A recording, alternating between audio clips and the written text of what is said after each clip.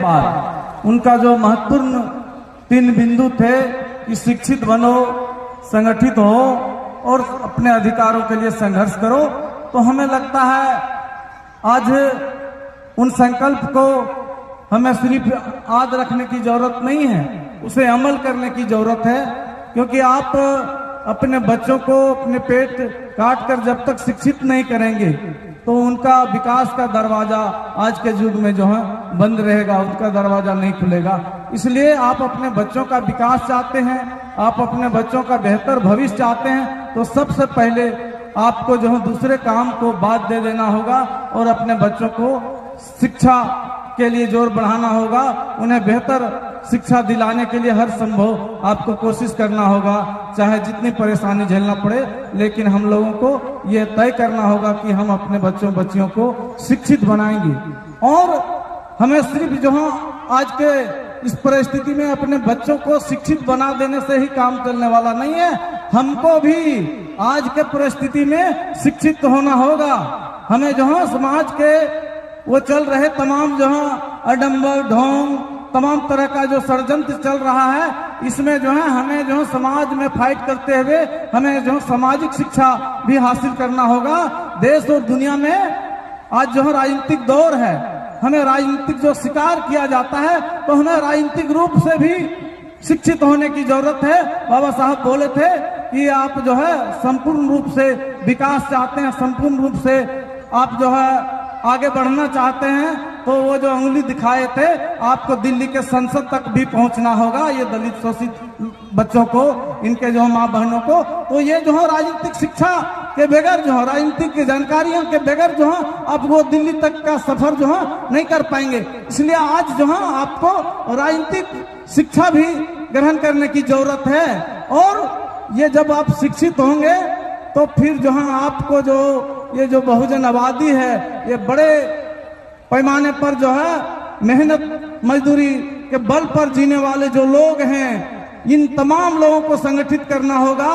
ये तमाम जो है बहुजन लोगों को संगठित करके उनको जो है अपने अधिकारों के लिए जो है संघर्ष के लिए भी जो है आगे बढ़ना होगा, अपने अधिकार लड़के जो है ले लेने के लिए जो है संगठित रखना होगा। हमें इस दिशा में इसलिए भी जरूरी हो गया है कि अभी पूरे देश का सांसद और विधायक जो हैं संविधान का शपथ खाकर संसद भवन के अंदर जाते हैं, विधानसभा के अंदर जाते हैं और वो खुले मंचों से जो है ये ऐलान कर रहे हैं कि हम जो है, कोई कह रहा 400 पार, कोई कह रहा 300 पार, इसलिए सीटें चाह रहे हैं ताकि इस देश का हम संविधान को बदल देंगे।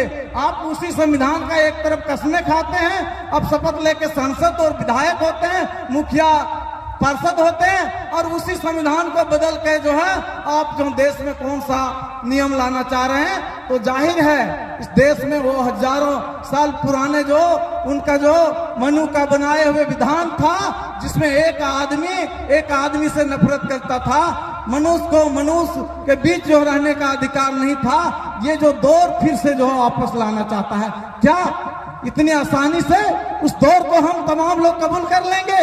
हमारी माँ बहनें कबूल कर लेंगे? हमारा युवा साथी कबूल कर लेगा? क्या ये भारत के इस सभ्य समाज के तमाम जो सभ्य नागरिक ऐसे दौर को फिर से वो हजारों साल का पुराना दौर को कबूल करेगा? तो ये बकवास और उनका कोरा कल्पना है। तो इसलिए वो एक सपना भी नहीं देख सके, वो एक कल्पना भी नहीं कर सके। इसलिए हम तमाम महिला पुरुषों को मुट्ठी बांध के ये आवाज लगाना है कि जब तक सूरज चांद रहेगा तब तक भारत में जो बाबा साहब का नाम रहेगा और उनका बनाया हुआ संविधान रहेगा, उसी पर देश चलेगा। किसी मनु के संविधान से ये देश चलने वाला नहीं है। तो ये जो है हमें जो है मुट्ठी तान के जो है बताना होगा इस देश के लोगों का, जो लोग क्षुद्र सपना देखे रहे हैं, जो लोग मन में जो है ये विश्वास पाले हुए हैं कि हम जो फिर से जो है बहुजन लोगों को गुलाम बना लेंगे, फिर से हम जो है अपनी हुकूमत कायम करेंगे, अपना विधान कायम करेंगे। ऐसे लोगों को जो है हम लोगों को चैलेंज करना होगा समय समय पर, और हमें जो है एक बड़ी एकता आज के दौर में जो है बनाना होगा।